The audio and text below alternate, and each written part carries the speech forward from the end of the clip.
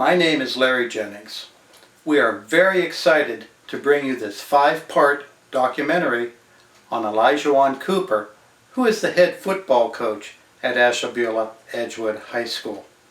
We met several times to discuss his life, his upbringing, his experiences, his philosophies, and what he has in store for the future. I think you'll find it very compelling and very interesting, so sit back, relax, and enjoy.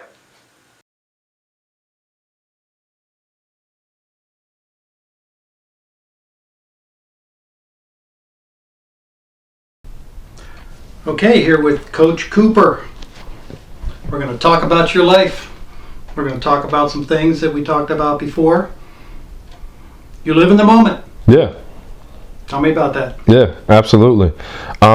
I think living in the moment is such a beautiful thing. It makes life so much more fulfilling just because you don't let anything pass you by.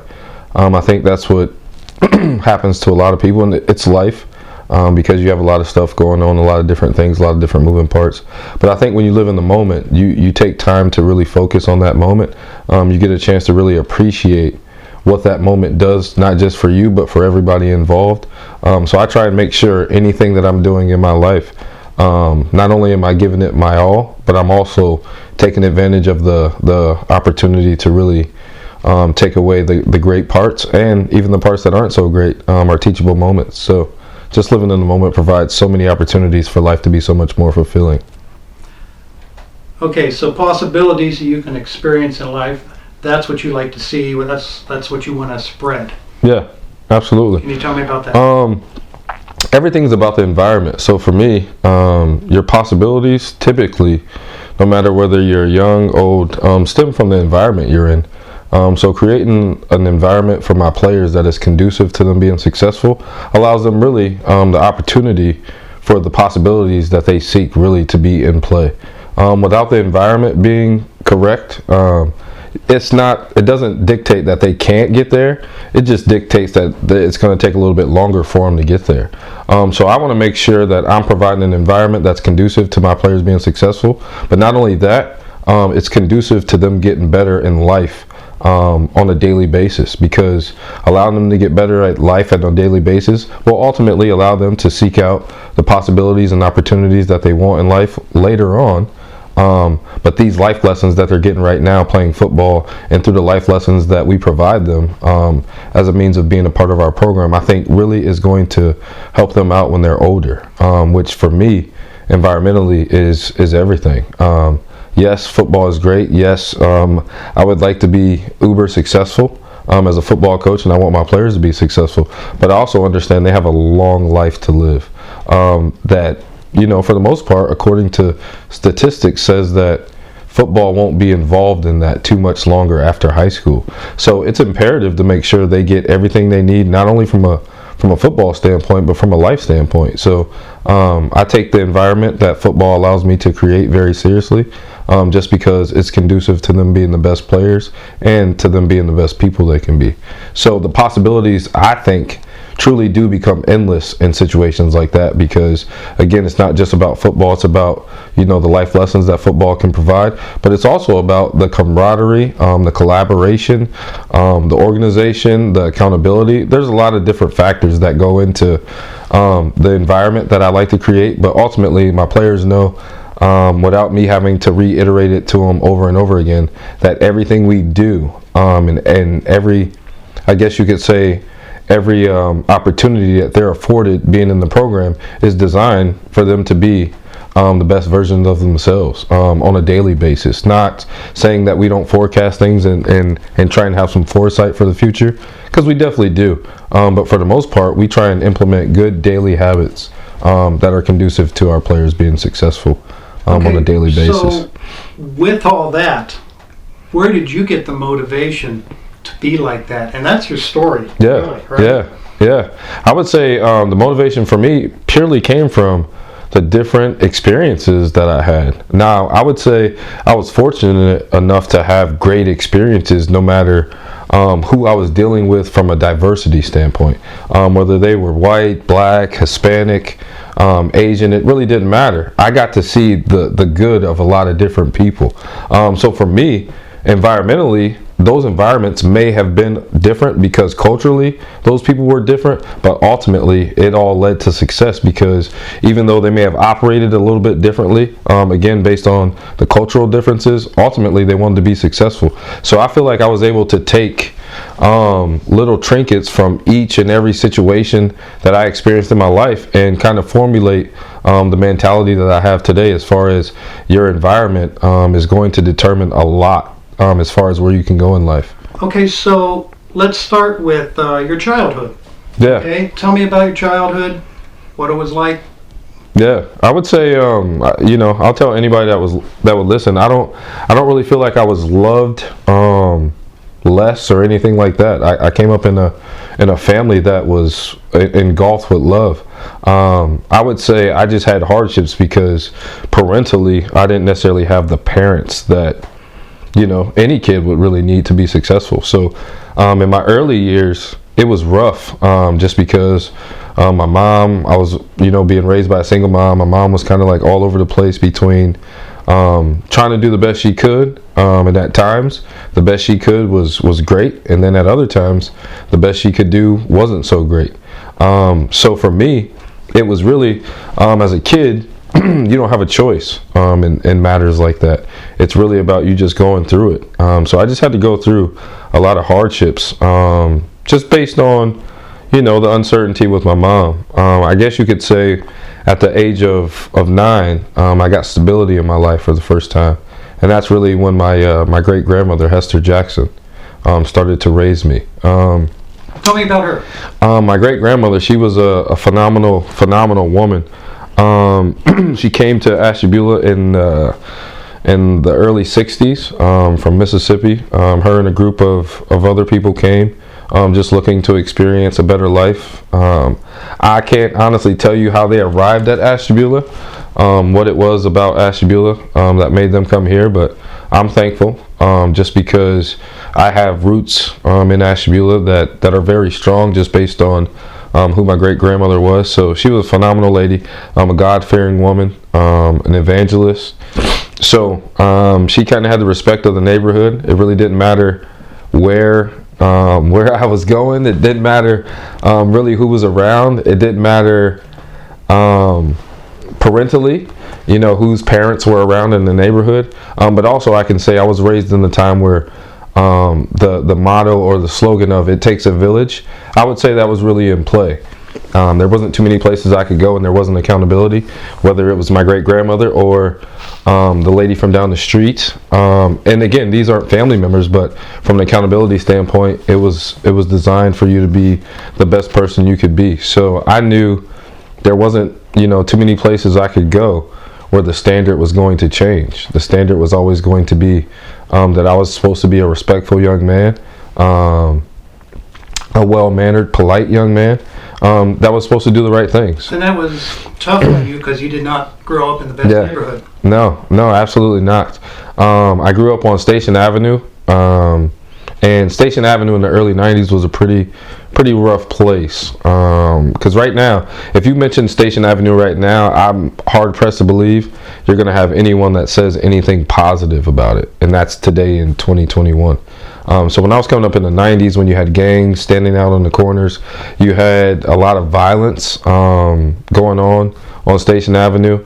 It just wasn't an area, again, when you talk about environment, it wasn't an environment that was conducive to too many people being successful, just because you had low income, poverty stricken, almost like a crab in a barrel type mentality, where everyone, I'm not saying there wasn't people down there that were hardworking, because there were, but you kind of had everybody striving to kind of do the same thing, but nobody was really in good position as far as life is concerned. I would say, again, when you talk about low income, you're talking about welfare recipients, people that are on public assistance, housing, food stamps, the whole 9 yards. So for me, I can even remember going to the store and using food stamps to buy groceries. And in my neighborhood, that wasn't a big deal, because everyone in the neighborhood was living like that. So coming up, I guess I got a chance to really see what hardships are. But again, as a kid,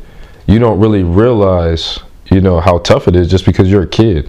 And every day you got to wake up and try and navigate it and try and be the best version of yourself. But no one's really telling you how bad it is, because you're a kid. And they don't want you to be discouraged just because the environment I was living in, it was already a discouraging environment to live in. So I feel like there were some things that I could have been told when I was younger that maybe would have helped me navigate it a little bit better. But I feel like I was shielded from those things just because to protect my outlook on life. Which, looking back on it, I can truly say I'm thankful for that. Yes, it would have been nice to know in the moment, but I guess when you think about it, it wouldn't have really changed too much as far as where I was going in life and all those things. Okay, so there wasn't really any flipping of the switch when you realized, hey, this is what I want to do. Or I think you had mentioned before, you said you knew from an early age that you had it. That you were going to be something. Yeah, absolutely. There were times like, again, when I speak about Station Avenue, I speak about some of the gang violence, drug violence, all those things that were going on. I can remember there was times like on Station Avenue, there's not a grocery store really close to Station Avenue. As a kid, I remember Golden Dawn was on Main Avenue or close to Main Avenue. But other than that, there wasn't a grocery store close. So the only store you could go to and buy groceries per se was just a little store called Brad's Delicatessen, which was right on Station Avenue, right across from St. John. So I can remember, having to walk to the store. My grandmother would give me a list of things that we needed at the house, whether it was milk, cereal, just daily necessities. I can remember walking to the store and, having a fear on the inside of, hopefully they don't say anything to me, meaning the gang members that would be standing out. Hopefully there's nothing going on when I have to walk to the store or anything like that. So I can remember internally there being a fear internally. Not that anything would happen to me, just that I hope nothing violent or I don't have to see a drug transaction or anything like that. And I was fortunate. I can't say that I've never seen a drug transaction when I was a kid, because I would be lying if I said I didn't. Yeah, so there were times where I could remember, again, internally having, some type of, I guess you could call it fear. But really just an uneasiness about walking through the gang members that would be standing on the corner, or, just hoping that there wasn't some type of drug transaction or something like that going on my way to the store. But at the same time, from a protection standpoint, no one ever told me, or no one ever said to me that, hey, you're protected, you're different. We think you can be great. We think you can have a chance to be successful in life. No one ever flat out said that to me. It was just kind of how they treated me that kind of made me know that, hey, I'm a little bit different than some of the other neighborhood kids, just because they're not trying to subject me to some of the stuff that they're trying to subject some of the other neighborhood kids to.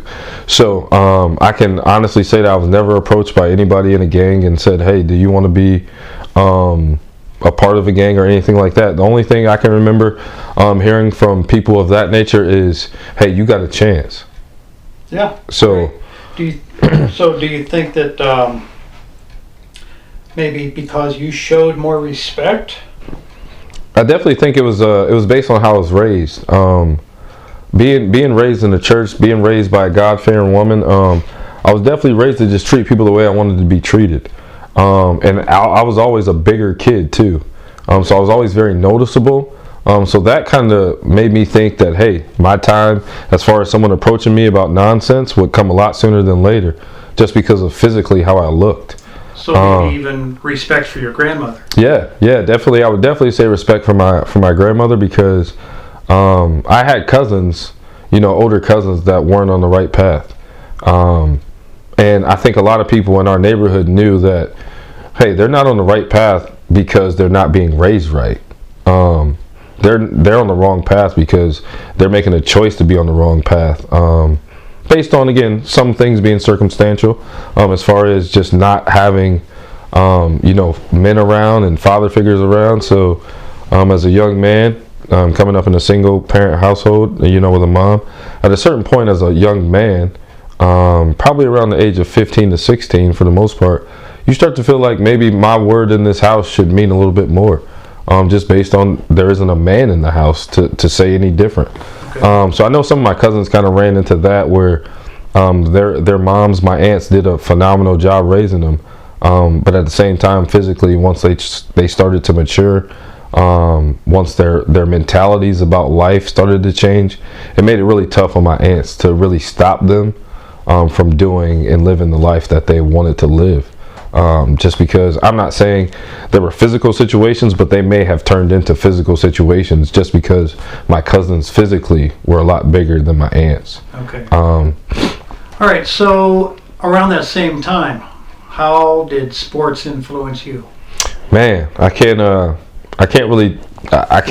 Sometimes it's hard to put into words what sports did for me, because I can honestly say I wouldn't be sitting in this seat having this conversation with you if I wouldn't have started, playing sports at an early age. Because I guess you could say what sports did for me, outside of it being an outlet away from, stuff that I had going on for my life, it also provided me with a great deal of structure and accountability. And I can honestly say I didn't necessarily have all those things all the time, just because as great as my great grandmother was, she was raising 10 of us. So to have raised her kids, and now be raising her kids' kids, is pretty tough, pretty stressful. So I wouldn't say that she was inferior at all, because she wasn't.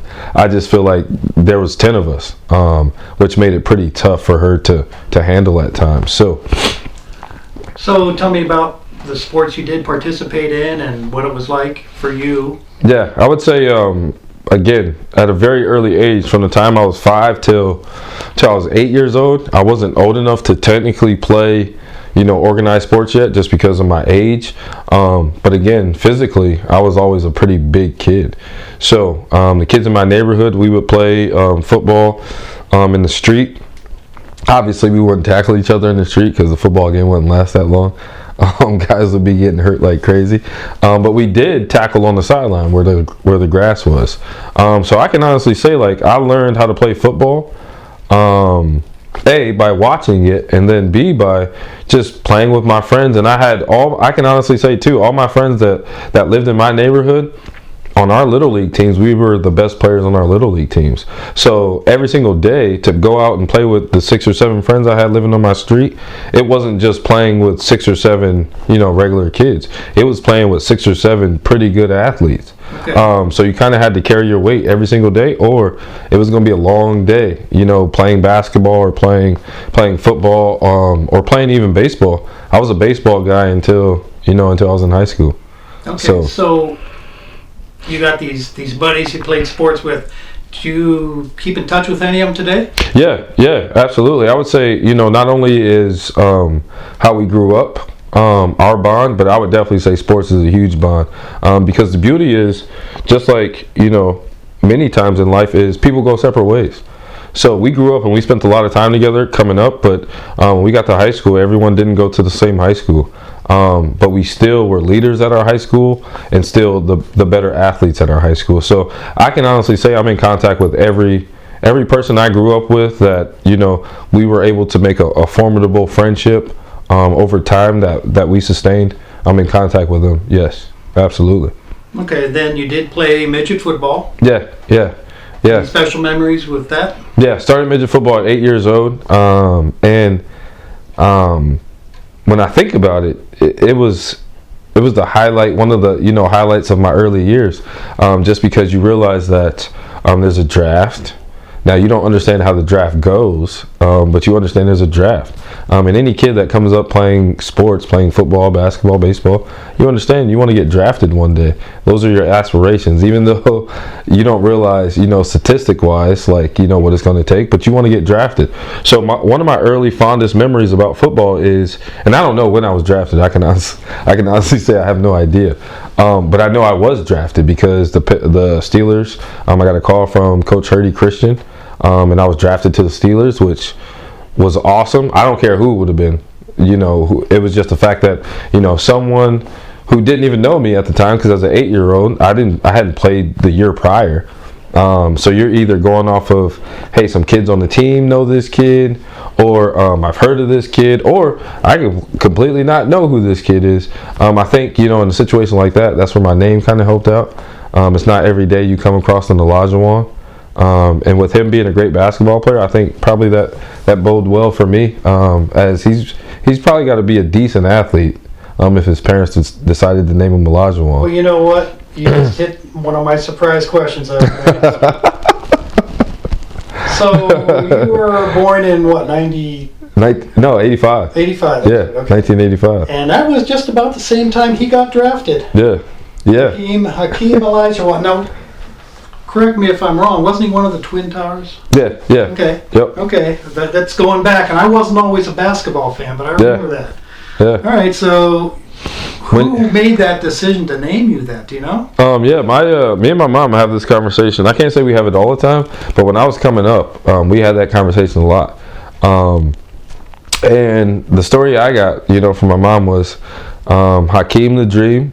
She said, was her dream. So from that standpoint, she said she just loved who he was as a basketball player. But more importantly, she said she loved who he was as a man, and what he represented, because he's a Muslim. He's of African descent, but he's a Muslim, a devout Muslim. I remember a story she told me one time about, I can't remember exactly what time it is in the Muslim religion, but there's a certain time where they have to fast for. It's a long time, and for him to be an NBA basketball player, it seemed unfathomable for him to fast or to practice his religion during this time, and he did, and he still played at a high level. And I believe the fasting was like just water. I'm almost positive it was just water. But it made him pretty remarkable. And then with me being born premature, my mom said there was a correlation there as far as just wanting me to be a fighter. And so she had a huge crush on him, but also she said she loved how he operated as a man as well. That's so pretty amazing. Yeah. That's a great story. Okay, so other sports. Yeah, I played baseball. Now, again, I played baseball until high school. I never really got into baseball like that, even though I played from the time I was 10 years old until I was 15 years old. It just never really did it for me, I guess you could say. And I guess one of the biggest things for me baseball-wise is because I was a taller kid, I didn't really have an opportunity to ever play any other position outside of play the outfield, or play first base.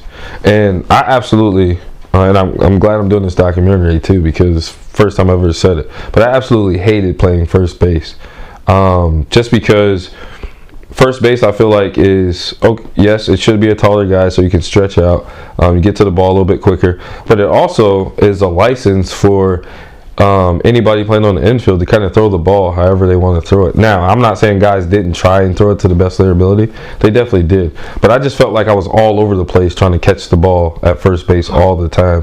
Whether it was digging the ball out of the dirt or the ball was high. I never really remember too many balls that came right to me at first base. So I wasn't too fond of first base. I definitely wasn't too fond of the stretching out. Just because, again, as a taller guy, that's a pretty long lunge.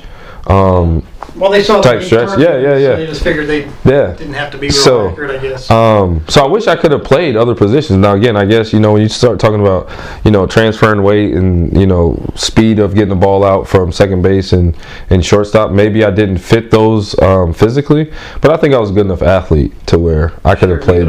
I could have played those things. But again, playing in the outfield, I like playing in the outfield. I like playing center field, but again, it was almost, I just felt like, hey, there's more to baseball than just running around in the outfield or stretching out at first base. Like, I really want to play baseball, but I never got that opportunity.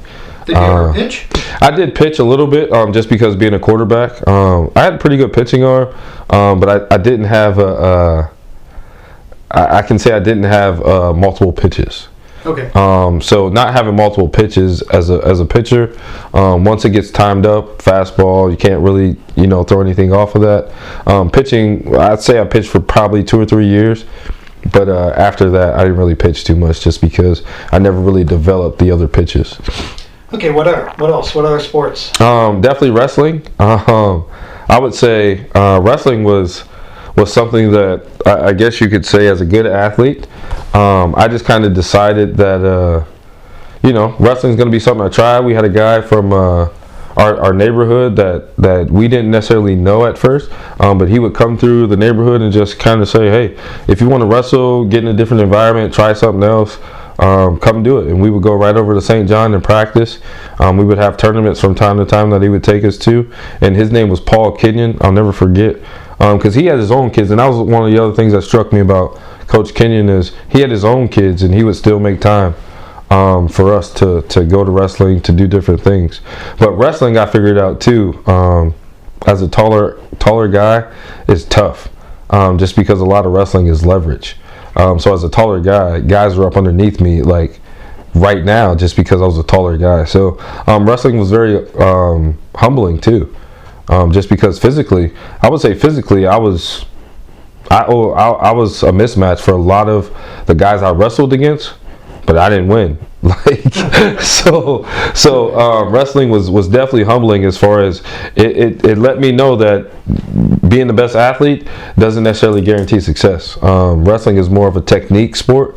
So if you don't have the technique or know what you should be doing, wrestling is pretty tough. But I had a great experience while I was wrestling. I just figured out that wrestling wasn't for me. And going forward, I knew wrestling was in the winter, which is during basketball. So I was never really going to have a chance to wrestle.